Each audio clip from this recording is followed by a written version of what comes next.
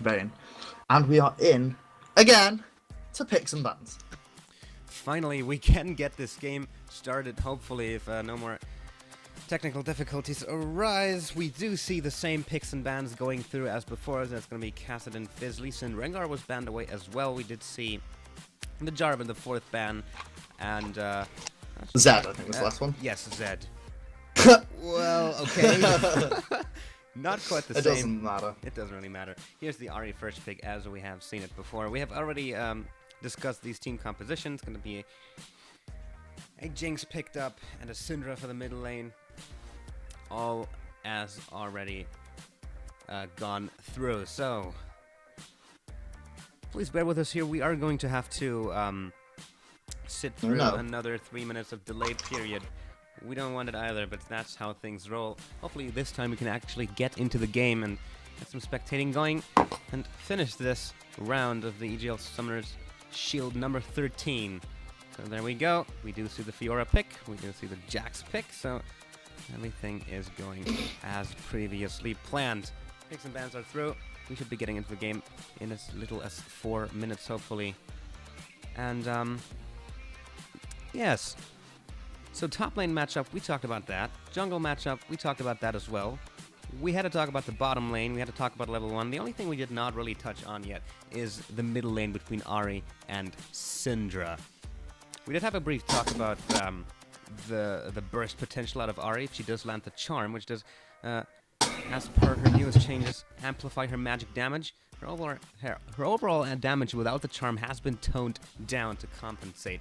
And of course with the Syndra, we do have, especially when she has loads of balls, of spheres, of dark spheres on the map, her ultimate can really hit like a truck. So take us a little bit through that matchup and what might we expect in terms of gameplay and mechanics, strategies, tactics, and all that. The thing that's so potent about Syndra, other than her level 6, is in her laning she is such a bully. If you are a short-range champion, you will just get knocked about by the spheres being dropped on you, the auto-attack harass, the scatter of the weak, everything like that. It will just really start to mess you up. Ahri has the slightly safer lane against that because she has the passive spell vamp, and of course is a ranged champion. The thing that's going to be tricky here is positioning. So if Raidaf gets put out of position and knocked into a stun by the Sphere and the Scatter of the Weak combo, the damage that will come out of that will just open the way for Chidella here to drop the ultimate and put a huge amount of burst onto Raidaf, which will be so hard for that Ahri to escape from. Yes, you can try and dash away, but it will not negate the damage, and if the ultimate has already been cast and is in the cast process, it will follow through and the damage will be done. Definitely though, if Raidaf's Ahri can catch out that Syndra with a charm, Syndra's in a lot of trouble there because it will just mean that there is so much that can be done with the amplified damage coming through. And it's not exactly a far-fetched concept. Syndra's not a very mobile champion. She puts out a lot of burst, but to compensate for that, she can't really escape from a difficult situation so well. So in that aspect, that is where the skill matchup of this mid lane will really come down to. Who can get the right amount of poke down in the right time to land the crucial E ability for both of these champions into the stun to disable the enemy champion whilst the rest of the burst combo can come down. And it's very interesting to watch as well. As the bottom lanes, we have already talked about that many engagement opportunities, and then the middle lane is mostly going to be a mechanical matchup, as you have said. So we'll be trying to get our eyes on as much of the action as possible. Now, 1 minute remaining on the late timers. Now, we went through the level 1, and you have said that NooblaLuckerSucker should go for the level 1 engagement here in this game, as it would be very preferable for them in terms of their choices and champion picks. Now, just in case things do not work out well for one of these teams, if one of these teams gets behind, who will have more trouble to get back into the game, and why? It depends how far behind that team really gets. You see, now, the problem for NooblaLuckerSucker here is Fiora and Vayne. If they get slightly behind, or if Fiora gets behind, then that Fiora will become a dead weight. Not no crowd control to speak of that can come out of that Fiora to make her incredibly useful as a tank or just a utility bot. Fiora is entirely dependent on getting those damage items out in order to make the Blade Waltz do a lot of damage. She's an entirely attack damage based champion, and without items, she's going to be pretty useless. And then if they get very far behind, that Vayne is going to really, really feel very heavy to have to carry, because without items, it's the same for Vayne. Just won't be able to do the work. She needs two crucial items, generally Blade the Rune King, and then either Static Shiv or Phantom Dancer, those two Zeal-based attack speed items, for her Silver Bolts passive to really start to do a lot of effective damage. That is the point at which Vayne can start to be a threat to the enemy team and can really start to chunk out the damage. On the other hand, however, there is a lot more room for... Well, there's a lot more breathing room for CavegGG. Only one of these champions, other than, of course, the AD carry, who is item dependent, is Syndra. But given that she's in mid lane, will be in a 1v1 farming situation, she's probably going to get enough gold to make sure she has her items. Jax, he has a stun later on. If he ends up going tanky, he can at least soak up a lot of damage and then stun someone in the backline. He can peel for his backline if he needs to. He's got a bit more utility, and he's got a lot of base damage built in. He just needs to get farmed. And if he does get farmed, great. If he doesn't, it's not the end of the world. You can still go tanky. It's just, it might be a little bit more painful for NooblaLuckerSucker here than it could be for CavegGG. Thank you very much for this. Ladies and gentlemen, we have great news. We are actually in the loading screen, and the game will go up any second now as the loading indicators read 100%. I'm pretty stoked to finally get to see this game with very interesting matchups, and here we go. It is the EGL Summoner Shield number 13 round of 32 match between NooblaLuckerSucker on the blue side and CavegoblinGuard on the red side. Going over the matchups in the bottom lane, it is going to be Darkstar and Lightstar on Vayne and Thresh for NooblaLuckerSucker. In the middle lane, it's going to be Raidef on Ari. In the jungle, Mr. Zulu Warrior on Shyvana, and in the top lane, Village Base on Fiora. And for CavegGG in the bot lane, it's 420 Blazed and Sukram on Jinx and Nami. In the mid lane, it's going to be Chidelele on Syndra. In the jungle, it's Kiwi Corvin on Zac, and in the top lane, it's your man Puff Puff on Jax. Thank you for giving me that team. You actually see aggressive movement coming out here of CavegoblinGuard, and they might actually catch Darkstar here as a full 5-man team. Oh, he tumbles against the wall. Will their man Puff Puff get the leap onto him? The rest of the team joins him now. Lightstar coming in, potentially able to help him if he quickly skills that dark passage. But we do see CavegoblinGuard taking control of the enemy jungle, looking to take this red buff straight away, and this might turn into a huge engagement as Mr. Zulu Warrior might get caught out here, gets hit by the zap. Dark death sentence coming out of Lightstar, trying to catch out Jinx, not quite landing. We see man Puff Puff recalling in the brush as the rest of his team is hanging around the red buff area, and it does look like the steal will go through. On the other hand, NooblaLuckerSucker not really looking for any counter steal here. They're still hanging around their blue buff area. They have seen that CavegoblinGuard is in their jungle, so they know what's going on. They know that the red buff will most likely be taken away here. And we're going to see how Mr. Zulu Warrior will adjust his jungle route accordingly. Yeah, I reckon he might go for the enemy red buff steal. I wouldn't be surprised to see that. He will be in a very strong position to do so. Shyvana's got a great clear time, and I reckon it'll just be the right way for him to go. It looks like, however, nope, Mr. Zulu Warrior has gone for the Wolves instead. That means that Kiwi Corvin's going to get away scot-free, and most likely will have, in essence, 3 buffs worth of advantage in his favour. Oh, that's obviously going to be a very, very big advantage, especially this early in the game, especially also when considering that doing 2 buffs alone does not get you to level 3 anymore, but 3 buffs will surely will. So Shyvana may have major problems without a second buff to even get her close to that level 3. We'll have to clear her jungle. She is now here at her red buff. Has seen that it has not been reset. But to reset, the camp is now still sitting at level 2. Well, we do see Zac going over to his red buff, smiting it away, and that is going to make him hit level 3. Actually, not quite yet. He's still going to farm away one of those camps, but he will be level 3 much earlier than his counterpart, obviously. As we do see a lot of harassment going down onto Darkstar. He's going very, very low right there, but does manage to get away. The zap onto Lightstar is going to be the first blood here, coming out for Nami as an auto attack flies after him. And the flash has been burned, so that's a kill and an auto attack. Meanwhile, Zac meeting Shyvana here as she tries to get to the enemy blue buff. He's getting caught out here, but here's Syndra gonna take her down with Shadow of the Week and Force of Will. That's another kill over to CavegoblinGuard in the top lane. Yaman Put and Village Base in a little bit of a quarrel here. Yaman Put going very, very low. And Darkstar in the bottom lane still going up against Jinx and Nami as she condemns Jinx against the wall, dealing some damage, but is still in a major disadvantage in this matchup. Especially since all those Fishbones rockets are just gonna come flying out and dealing damage to her. So a very, very strong start for CavegoblinGuard. Only 4 minutes into the game, it's 2-0 in kills and a nice 1,500 gold lead. Yeah, absolutely well played across the board. Mr. Zulu Warrior, he went for a bit of a cheeky invade there, trying to pick up the blue buff, but then got outsmoked by Kiwi Corvin, which meant that he was in a very bad point. Low on health, nothing to show from it.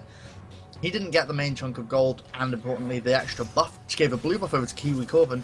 And then down came Chidelele, who they gave the kill over to, and now there is a blue buffed Syndra in that mid lane. Not just a blue buff Syndra, a blue buff Syndra with a kill as well. That's going to make Radaf's life so difficult following that botched invade. And of course in the bot lane, Nami and Jinx, they managed to put the punishment down. Completely rocks all over him. As on the top of it, you do see a gank coming in from Zac. Ledge Base has to burn his flash to get away. And Mr. Zulu Warrior, meanwhile, showing up on the middle lane as Radaf goes really low. There's a flash out of Syndra, but they manage to take her down before she goes down. Or will she? The Ignite is ticking away. Will it be enough? No, it will not. Radaf will survive. That's a kill for NooblaLuckerSucker as they take back some of the gold deficit in a nice gank on the middle lane.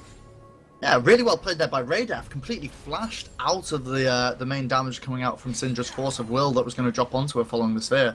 And flashing out of it meant that ultimately Radaf survived. And then because Radaf got the kill, you've now got a blue buff Dari coming at you. That's going to be a big problem there for Chidelele. More charms that she's going to have to dodge, and the pressure is going to be there. A nice gank from Mr. Zulu Warrior to pick that one up. Yes, he was certainly at the right place at the right time, able to help his Ahri out by taking down the enemy mid laner and even giving her a blue buff to boot. So, as we have talked about, Syndra having that blue buff in the middle lane at a kill, that has completely swerved over to Ahri, who also has a kill and a blue buff now. So, let's see how this mid lane works out in future engagements. On the bottom lane, meanwhile, Darkstar consistently pushed against this turret. He kept low on health with constant Fishbones rocket being shot out of 420 Blaze It. So, you do see a couple of attempted death sentences out of Lightstar, but so far none of them has been able to hit its mark. And those zaps are just going to keep coming out, poke them down, until maybe some jungler intervention will make the dive possible. Speaking of jungler intervention, we do see Mr. Zulu Warrior moving into that top lane, but quickly backing out as Jax leaps away. He has that place warded with his trinket. That's going to keep it quite nicely. But he just rotates around to the Tri-Brush area and just comes back to the lane as Lich Base actually goes in and it's now tanking the turret. Blade Wall is activated. It will be enough to pick up the kill. But here comes Zac, and he might as well pick himself up a double kill here as Mr. Zulu Warrior and Village Base are very, very low. There's the flash out of him. He does try to take them down. Now they turn the aggression around onto him. Will he be able to take down the Cell Division? He is going very, very low. He does survive with a sliver of health, and his passive stays up. Or does he decide to elastic slingshot back in? Oh, there's the Syndra. There might be very, very huge trouble for Mr. Oh, look at that. Syndra taking down Mr. Zulu Warrior. While Zac's passive gets popped, he will survive. He will come back with more health than before. And all in all, it is a 1-for-nothing trade up there as Syndra came up from the middle lane. It did burn Zac's passive, but they did give up a kill for it. They also did get the kill as well onto your man Puff Puff. That was a nice dive. Village Base tanking up the tower for a little bit and then using Blaze Waltz to lose the aggression. The flash was even blown from your man Puff Puff. So the advantage went over and the kill went over there to Village Base from that. That is a 2-1 Chidelele in the mid lane though following it. And that Syndra is going to get more and more scary. One thing that's quite good here in the bot lane is following that early first blood that went over to Nami and the advantage for coming off of that.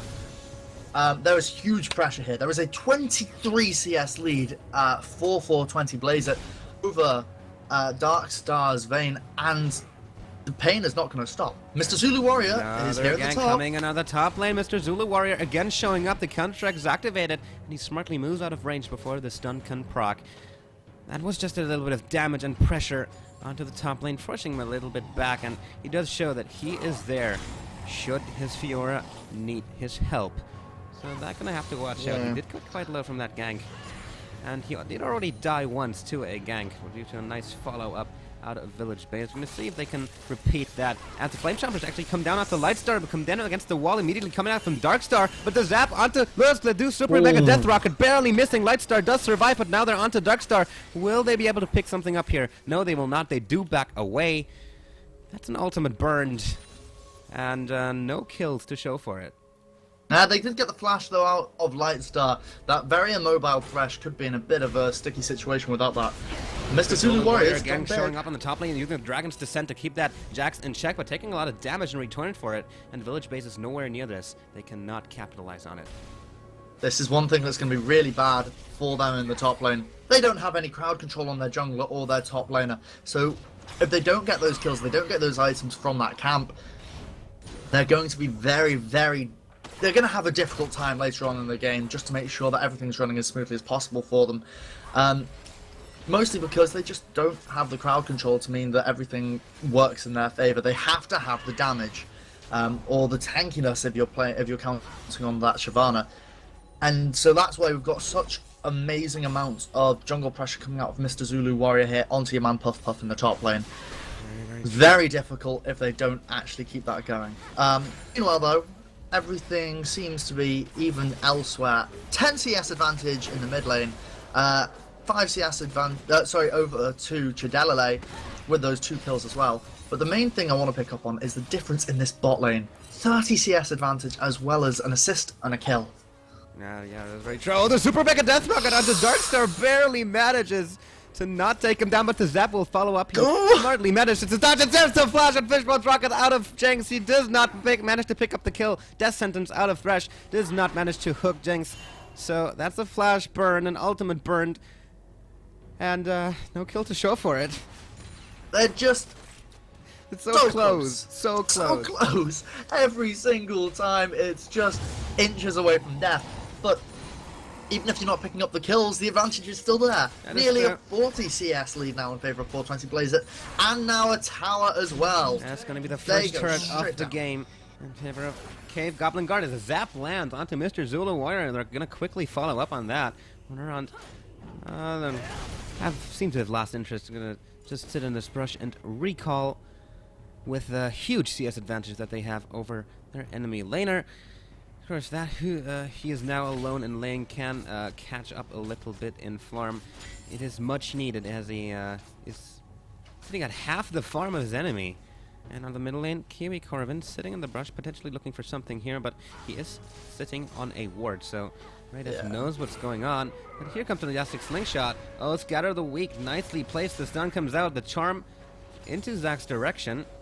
Was potentially trying to charm him as he was flying in. He did have vision of what was happening, so no real danger happening here in the mid lane. Yeah. Sorry, Kiwi Corvin. There was a ward there, man. You're not going to quite get in on that gank as long as you can try. And Mr. Zulu Warrior and Darkstar are coming in. The charm lands onto Titadella. This might be very, very huge. The Dragon's Descent out used. The flash burned out of him, but he will get picked up by Raidef. And Kiwi Corvin can just watch, not really do anything to save his mid laner's life. Yeah, you gotta watch in despair right there. There seems to be a counter movement coming out here from Cave GG. I think they're looking at the dragon. Well, they've got the opportunity to. Nope, they're just gonna go and try and make sure mid lane doesn't go down. They don't lose that tower. A really nice gank coming out there from NooblaLuckerSucker. Well played by them to see the opportunity to get it. And of course, that's a really nice charm there by Raidef. I'd been surprised if Raidef hadn't got the kill alone. Well, Village Base and Yaman Popo going very, very low down in the top lane. There's the Blade Walls. He actually will manage to take down the Jax, but the Ignite is still ticking away. It will not be enough to take him down, though. That's a nice pickup right there. Yeah, so close. Yeah, just your man Puff Puff got a little bit too greedy on village base, and the counter burst with that blade was so potent. Just seems to be misplays are what's giving Fiora this advantage here, and of course, well played by Fiora to force these play errors out, and of course to pick up the kills and punish the mistakes. It's very impressive to see this going out, and I'm enjoying it. Like, we were so nervous about this Fiora. Everything seems to be going fine for her, and 0-0. That is certainly nothing to be ashamed of. You do see CavegoblinGuards pick up the dragon. That's gonna give them a bit of a gold lead here as the charm lands onto Nami. And immediately the elastic slingshot out of Kiwi Corbin into there. They do have to back away as there are now 4 members of CaveGG in the middle lane potentially looking to take down this outer turret. They are going to deal some damage onto it, but take some damage in return as well as Raydaf's Orbs of Deception deal quite a bit of damage onto Jinx. And we do see both teams backing away. Not pursuing this any further. I don't think Cave Goblins guards here are going to be really after anything too big. They just managed to pick up a free dragon, so they've got a nice little gold advantage in pocket there. Nice bubble there from Nami in the mid lane. Shame there was nothing to follow it up. Yeah. Yeah, so they've already got their advantages. They're not really keen on pressing too much, staying too long, anything bad like that. Bit of a fight in the bot lane here. Darkstar uses the condemn eventually just to tell Jinx to go away. We don't want to see you here. A bit bold considering how Jinx had the laning phase basically down in her favor. But we do see the fight still happening, and the Clover Multi steps into the Flame Chompers and actually manages to take Jinx quite low. But of course those Flame Chompers will prevent her from pursuing this any further. We might see a push on the turret though, as support Nami is now on her way down to the bottom lane. And we do see a slight movement backwards out of Lightstar and Darkstar, so they are not going to push the luck here. They are going to back away. They're not going to be NooblaLuckerSuckers today, whatever it is that their name is. No, the lane was too hard for them to push.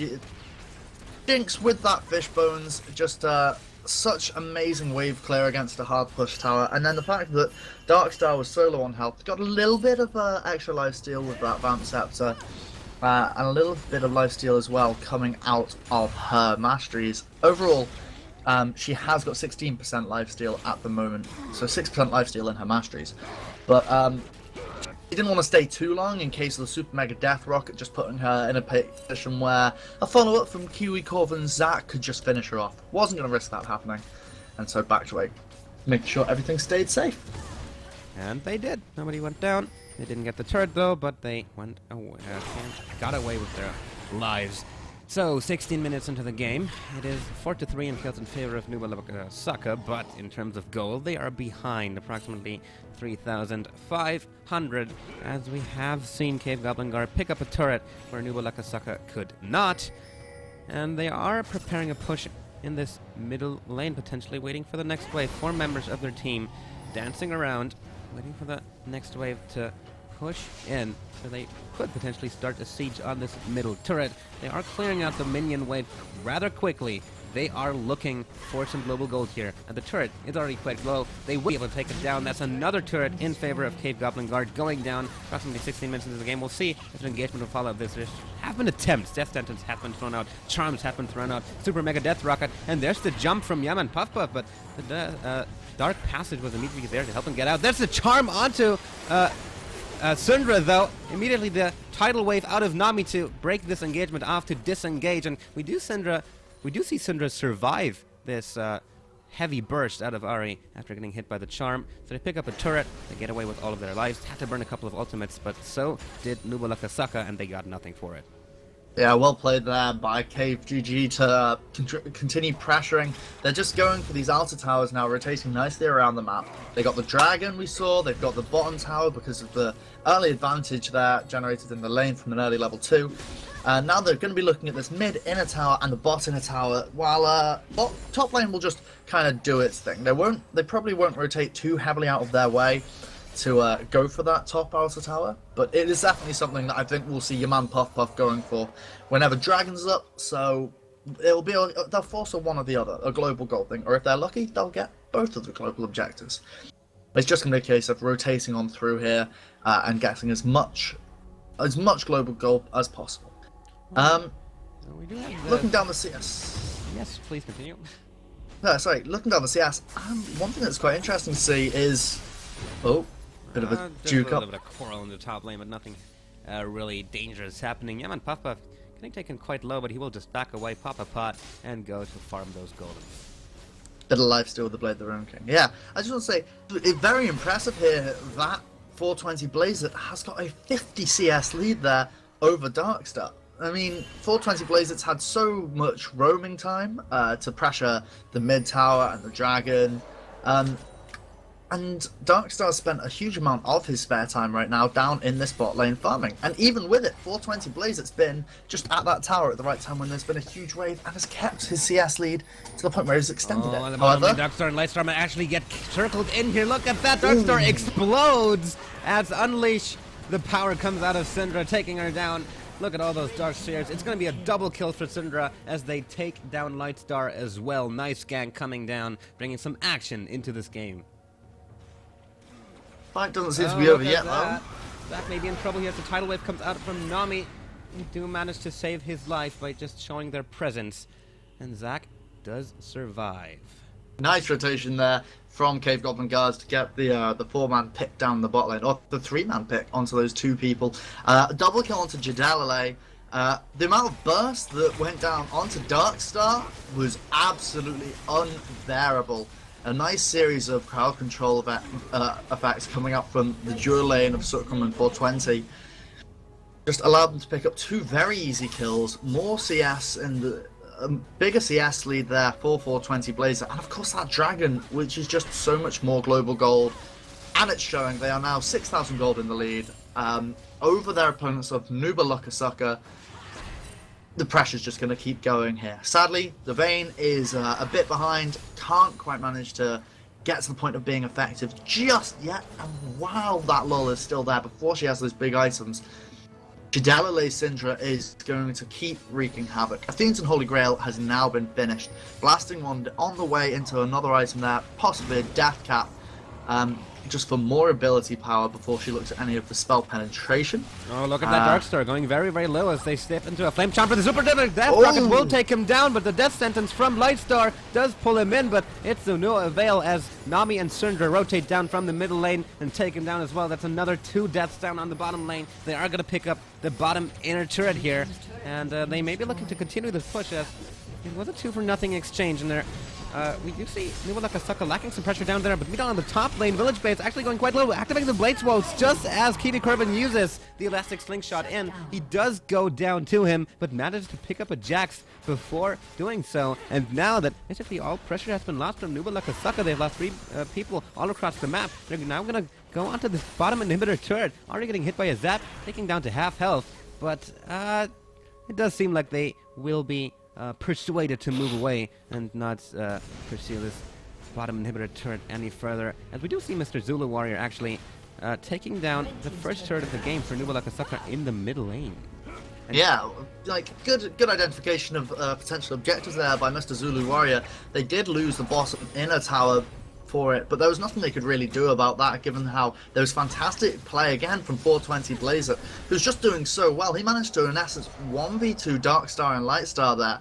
The Chompers hit the ground, he landed a beautiful Zap follow-up onto Darkstar, and just melted it. Mega Death Rocket and a bit more damage meant that he got the first kill onto that Vayne, all on his lonesome before his teammates came in. And now KiwiCorvin's caught out on the top lane. Uses the Let's Bounce to get away, and meanwhile Red gets caught up by 420 Blades. It flashes the Flame Chompers, gets away safely, or no, look at that, he actually tries to land the charm onto 420 Blades, overcommits and gets taken down by Syndra. And now in the top lane, KiwiCorvin has been pushed back to his own turret after having tried to take down their enemy turret, and Village Base and Mr. Zulu Warrior are going to pick up the second turret of the game here for NooblaLuckerSucker and now turn the aggression onto KiwiCorvin, but he will just slow them back, jump in, trade a little bit of damage. It does not look like any of those will be going for the kill here for the all-in.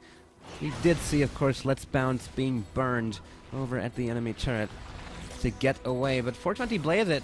Meanwhile, taking down the bottom inhibitor turret, and that's the first inhibitor turret of the game at 22 minutes and 45 seconds. That is huge. That is pretty big, but so is 420 Blazer. 181 CS, 1-0 and 5, Bloodthirst and Phantom Dancer completed for him. There's a lot of pain that's going to come out of those Fishbones rockets, should it be needed, or of course, the minigun component as well, with the increased attack speed of that. And really, it just looks like that if CavegoblinGuards aren't going to go for the full team fight, which they could very easily do with that Zac, Gax, and Syndra, they're just going to split push the game. And now there is that open inhibitor that NooblaLuckerSucker are going to have to be so careful to watch out for. If we see 420 Blaze it go for it, it could just be a nice and easy inhibitor which will draw so much pressure down bot and free up things like that Baron for CavegoblinGuards. Yeah, that's very, very true. We do see Zac picking up the top outer turret as well. That's going to be the last lane that they have to push through. They already got through the bottom lane, up to the inhibitor turret, took out that one. In the middle lane, it took the outer and the inner. The inhibitor turret is still standing, but they have been dealing some damage onto it. But of course, with the new preseason 4 changes, that will slowly regenerate back to full. So the only turret that's left outside of their base for NooblaLuckerSucker is this top inner, and this might potentially be where we may see the focus for CavegoblinGuard if they do not decide to take down that bottom exposed inhibitor first, or the exposed inhibitor turret. We have seen them push in the middle lane, trying to take it down, dealing some damage onto it, but NooblaLuckerSucker was there, managed to keep it alive, but we do see lots of damage coming out for 420 Blaze it with those Fishbones crit. And in the bottom lane, Mr. Zulu Warrior getting caught here by Chedela, but here comes the countering it. Actually, the Dark Passage actually manages to get Mr. Zulu Warrior to safety as a nice zap out of 420 Blaze it. Lands onto village base. Look at that damage. Darkstar has to tumble away, and now they're dealing some damage onto this inhibitor, and it does look like it will be going down. There's no big engagement to follow from NooblaLuckerSucker, but here it comes. Yura diving, using the blade walls right there. But look at that, it just gets taken down by Jax and Jinx. In the meanwhile, picking up a double kill, taking out Shyvana and Ahri. They're still onto Darkstar and Lightstar, who are the only ones left up for NooblaLuckerSucker. Death timers are in the 20s, and they're dealing damage onto the Nexus turrets. We might actually see the end of the game here as the Elastic Slingshot lands on the Darkstar. They are trying to take him down, but there's really nothing they can do. First Nexus turret falls. They're now going to turn the aggression onto the second Nexus turret. This might be the game after 25 seconds. Look at that. Another death. This is going to be the ace for CavegoblinGuard. They're going to pick up the game here after 25 minutes and 35 seconds. But actually, you do see Red F respawning, but they do not look like they're making any serious effort to prevent this from happening. Red F is standing in the fountain. But look at that, you're actually doing a lot of damage with the blade walls, almost managing to take down 420 Blaze. But in the meanwhile, Zac,